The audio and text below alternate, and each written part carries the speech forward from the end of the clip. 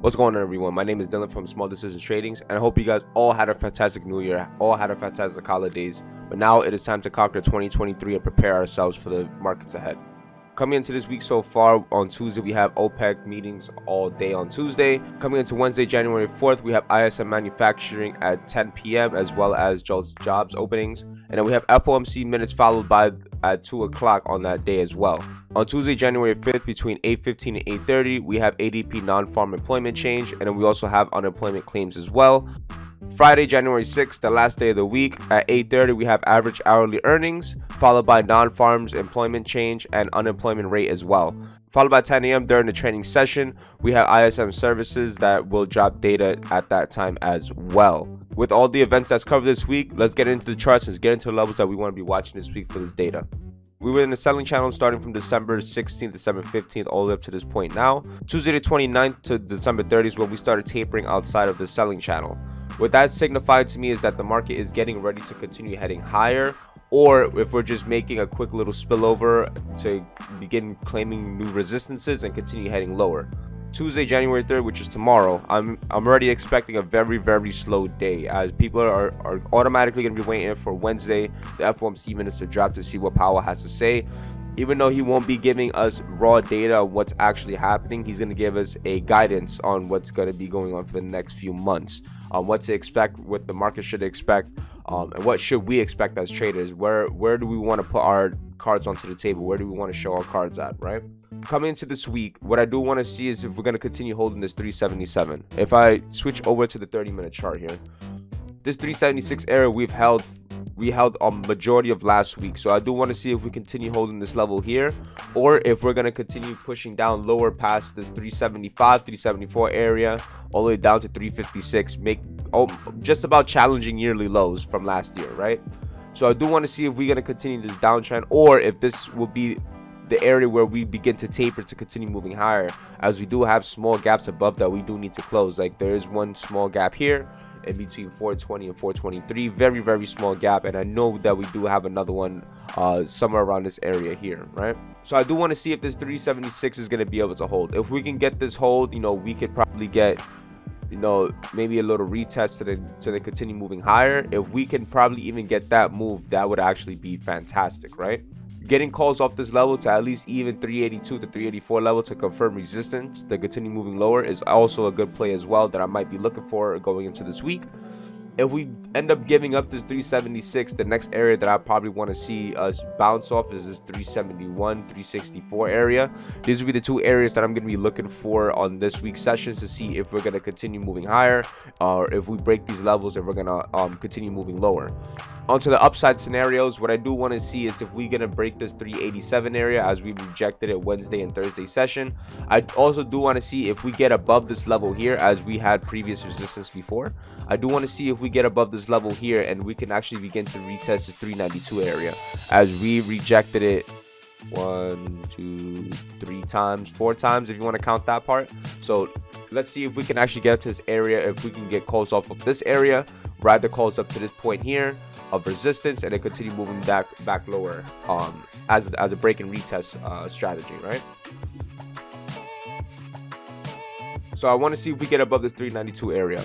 If the data comes in a lot more greater and a lot more favorable for us, I do want to see at least if we get above this 392 area, we break and then we continue retesting up towards the upside, right? I know that's a really big scenario to think about, but in the markets, especially in these markets, it's always great to think about different scenarios and prepare for them as well, right? I know we may not get to this 400 area, 392 area, but if the data is sequential enough that it favors us, we will most definitely head higher into that area. If vice versa, if the data sucks, the data shits the bed and it's absolutely horrible and doesn't favor us at all, yes, we will continue heading lower. Let's go into a much more closer in depth on let's go a little bit more in depth on the trading sessions and the levels that I really want to be looking for on a micro level. On a micro level, what I do want to see, like I did mention before, I do want to see this 379, this 377, 376 area hold. I want to see this area hold. If we can get these three areas to hold, it will give me a lot more confidence to buy calls to get up towards the upside to test resist. If we could get that, that would actually be absolutely phenomenal. If we get above, even if we get above this 380, this 380, 383, retest it to continue moving higher, phenomenal. That would be one great move that I really want to see happen. And if I can get an opportunity to get into that play, it will pay big, 100%. I know this week may not have as great data coming out, but we do have a lot of high data coming out this week that will impact the market. As last week, we didn't really have anything. So it ended up being, as you guys can see, it ended up being sideways for a really long time, as majority of the people or majority of the traders were waiting for the FOMC minutes, they're waiting for the FOMC statements to come out.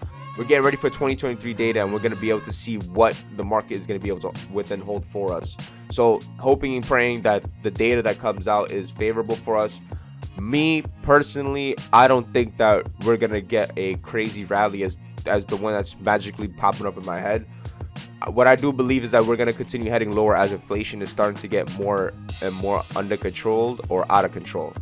So if we can continue seeing more unemployment rates, if we can continue seeing more unemployment rates continue heading higher, showing that the workforce is beginning to slow down, then of course Powell will then begin to slow down. I don't think that he's going to bring down the rates, but I believe he's going to slow down the point of the rate that he's making these rates. So he may keep it 50 basis points for a while, then he might go up to 75, and if it's really great data, he might go back down to 50 and continue to leave it at 50 to see if the inflation is going to continue to taper lower. So let's see what this month has in store for us. I'm really excited for 2023. 3 of the main goals that I have for this whole year is to hold my trades all the way through to my take profit 1 targets, to stay a lot more patient, more disciplined, and following my rules. And my third one will be to be more motivated and to be a lot more sufficient in my analysis and trusting myself and taking my trades.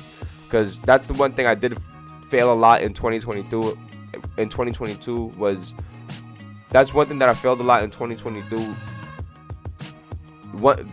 That's one thing that I failed a lot in 2022 as I was starting to begin trading. Was not having the confidence in myself and confidence in my analysis and confidence in my trades. Now that I see majority of my analysis and my trades are actually working through, 2023 is going to be the year that I'm conquering all those fears, all my weaknesses, and finally becoming a profitable trader. And if I can do it, I know you guys can do it too, guys.